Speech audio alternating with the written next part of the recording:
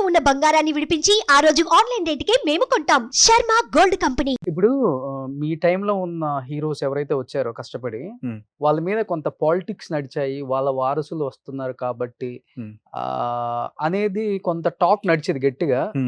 ఉదయ్ కిరణ్ కావచ్చు, మీరు కావచ్చు, తరుణ్ కావచ్చు, మరి ఇంకా ఉన్నారు చాలా మంది ఉన్నారు అప్పుడు ఆ టైంలో. రోహిత్ అండ్ మన ఫ్రెండ్ ఆనంద్ హీరో. ఆనంద్ ఇప్పుడు సీరియల్ చేస్తున్నాడు తమిళ్లో. ఆనంద్ అండ్ కాదు, ఆనంద్ హీరో, అతని పేరు ఆకాష్ గారు. ఆకాష్ గారు. సో ఆ టైంలో మేమే కదా, నేను, ఆకాష్, రోహిత్, అల్లరి నరేష్ గారు, ఉదయ్ కిరణ్, తరుణ్ గారు. ఆ టైంలో పాలిటిక్స్ నడిచాయి ఏమన్నా మీ మీద నిజంగా? మీ పాలిటిక్స్ అంటే హీరోస్ ఎవరైతే వచ్చారో ఒక రకంగా చెప్పొచ్చు. పాలిటిక్స్ అంటే బాధ్యత, actually responsibility is always persons. ఆ ప్లాట్ఫామ్ నాకు దొరికింది. తెలుగు జనాలు నాకు ఒక మంచి ప్లాట్ఫామ్ ఇచ్చారు, సక్సెస్ కూడా. ఆ టైంలో కూడా I could have done much better. కానీ ఆ గైడెన్స్ లేక, రాజకీయం కాదు, పాలిటిక్స్ కాదు, కానీ ముఖ్యంగా ఆ గైడెన్స్ లేక, ఒక పెద్ద మనిషి నా లైఫ్లో, గాడ్ ఫాదర్ లాంటి ఎవరు లేక, నేను, ఎందుకంటే సినిమా ఇండస్ట్రీలో ఎప్పుడైనా ఒక మంచి బ్యాక్గ్రౌండ్ ఉన్న, ఒక అనుభవాలు ఉన్న పర్సన్ వెనకాలు ఉండాలి. సో అంటే అందరూ అంటారు కదా, హిట్స్ పడుతున్నాయి, ఇక్కడ ఉన్న ఏ హీరో కూడా మిమ్మల్ని ఎంకరేజ్ చేసి బాగా చేస్తున్నావు, నీకు మంచి ఫ్యూచర్ ఉందని చెప్పిన వాళ్ళు లేరా? Cinema industry is a very, ఏం చెప్పాలి దానికి, it is a very closed industry. అంటే కోఆపరేషన్స్ కానీ, ఇది ఓన్లీ ఒక కమర్షియల్ ఇండస్ట్రీ. అంతే.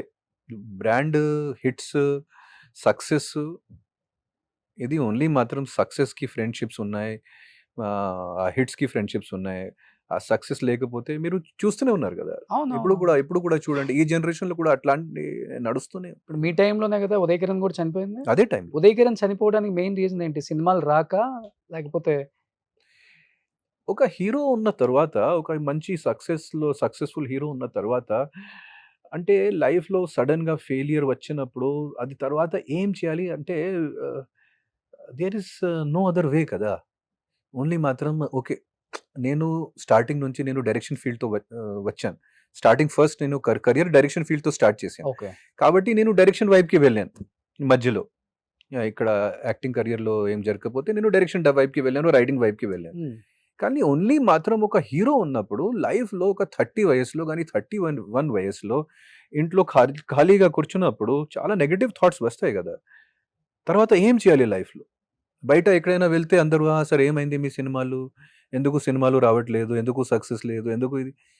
సో అది కష్టం, చాలా కష్టం. ఒక హీరో లైఫ్ అంటే చాలా కష్టం. ఒక క్యారెక్టర్ ఆర్టిస్ట్ ఉన్నప్పుడు ఓకే, నో ప్రాబ్లం, ప్రతిరోజు వర్క్ ఉండేది. మీరు సీరియల్లో వర్క్ చేసుకోవచ్చు, మీరు సినిమాలో వర్క్ చేసుకోవచ్చు. కానీ ఒక హీరో అయిన తర్వాత అది చాలా కష్టం. You cannot do it.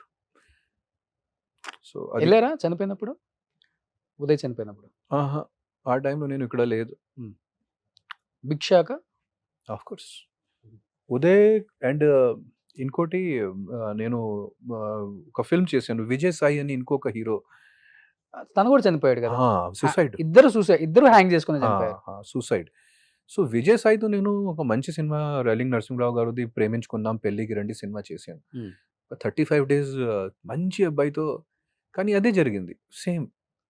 So యాక్టర్స్కి mental health అంటే చాలా ముఖ్యమైన విషయం.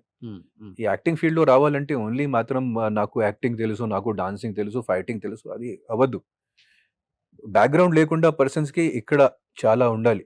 మెంటల్ హెల్త్ ప్రకారంగా, మానసికంగా బలం కొంచెం ఉండాలి. చాలా స్ట్రాంగ్గా ఉండాలి. మానసికంగా బలం లేకపోతే సినిమా ఇండస్ట్రీ చాలా కష్టం.